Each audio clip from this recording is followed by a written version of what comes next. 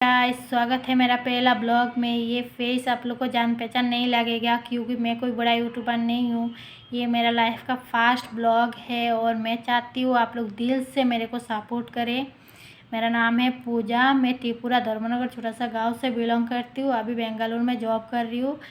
मेरे को shopping, travelling, blogging, cooking बहुत पसंद है, इसलिए मैं आप लोगों के साथ शेयर किया। उम्मीद है आप लोगों को भी बहुत पसंद आएगा। आप लोगों को पसंद आया तो मेरे को लाइक कमेंट शेयर करके मेरे साथ रहना, मेरे को सपोर्ट करना। आज का ब्लॉग इतना ही है। मिलती हूँ नेक्स्ट ब्लॉग में। Bye bye.